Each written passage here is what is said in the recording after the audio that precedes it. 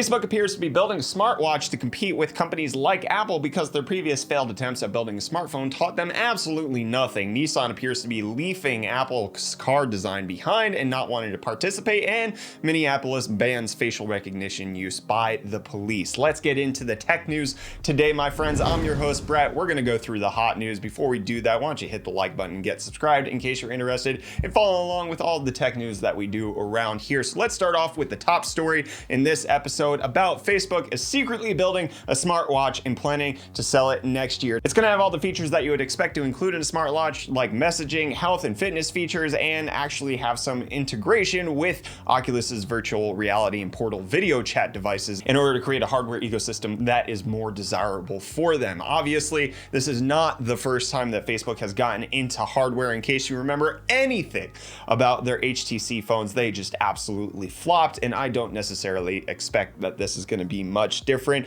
Facebook does have their portal device. I haven't seen many people personally in real life that are picking those up over something like an Amazon Alexa or a Google Nest setup or even an Apple HomePod or HomePod Mini. Those seem to be the top choices. Facebook's portal. Let me know if you have one. I'm actually keen to hear how much of our audience is using something like a Facebook portal, but this obviously appears to be where just part of the strategy where Facebook wants to dominate everything. And there was a report that came out over the weekend that Mark Zuckerberg says that they need to inflict pain when it comes to Apple because Apple is choosing to prioritize the consent of its users over Facebook desiring not to do that so that they can get all of the ad revenue possible, and Facebook not necessarily liking that. And so if they can take them on in more areas and potentially hurt them in those ways, that would probably be the way that Mark Zuckerberg wants to do it. Just take down the juggernaut that is Apple. Whether or not that's going to happen remains to be seen. I don't necessarily trust Facebook in being able to do this. Obviously,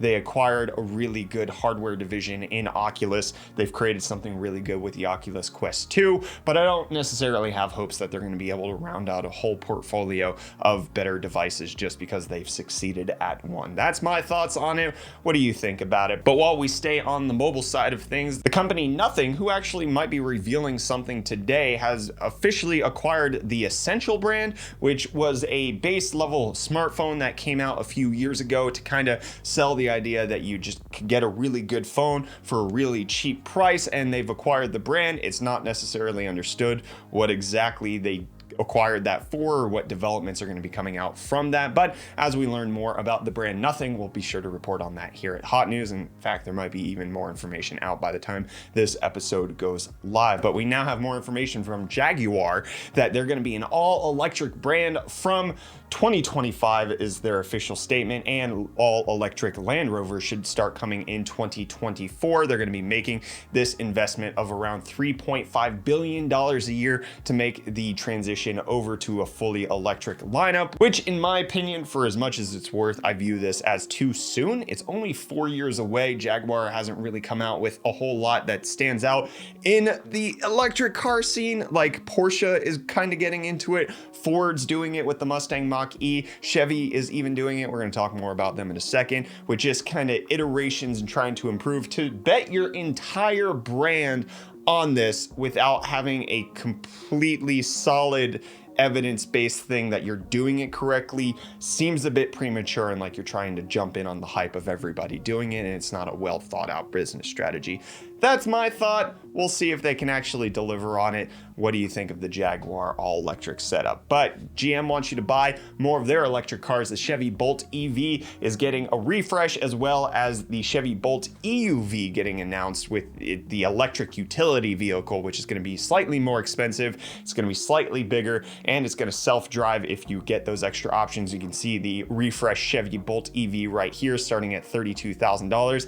It's not a terrible price. The range is like 250-ish miles, which also, again, isn't terrible. It's very comparable to the standard range on the Model 3 and the Model Y, but it's coming in at a much cheaper price, but not having that Tesla flair, but also having Can you say reliability of Chevy? I'm not sure. You guys debate that down below in the comments. Let's talk about Apple's car that's supposed to be coming out. We've talked in previous episodes about how it's been rumored that Kia and Hyundai were supposed to be working with Apple on developing it. And then when that rumor fell through, there was a new one that popped up that it was Nissan who was going to be doing it. And now Nissan has been talking to the press saying that we're not in talks with Apple. This is not going on. We don't want this. They did say, however, Nissan is always open to exploring collaborations and partnerships to accelerate industry transformation. So it's possible that Nissan and Apple never talked. It's possible that they did talk and Nissan doesn't actually want to talk about it because everything fell through.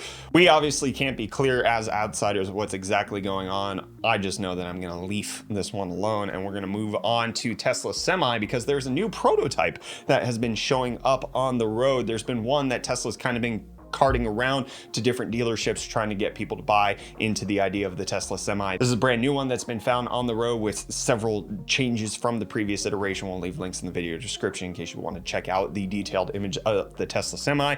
But then Tesla has also been asked by the German motor vehicle regulator that they need to recall 12,300 of their Model X's because trim issues, things are falling apart, and it would be a serious incident if it happened while the car is in motion. So this has already happened previously, where in November, Tesla had to recall 9,000 Model X's due to roof trim adhesive concerns. So it's not necessarily clear whether or not these are related, but Tesla having more fit and finish issues that they're going to have to recall for. And Mercedes actually has to do a massive recall of 1 million vehicles over emergency call location error. Their e-call system is giving incorrect location for a vehicle in a class. It's affecting model years 2016 to 2021 of a whole bunch of different cars, and they just will want to get it fixed. It will begin April 6th and will be done via a free software update over the air or at dealerships. And an over the air update that I'm very excited for, Google bringing dark mode to everything. Heck yes, dark mode authentication app is now happening on Google.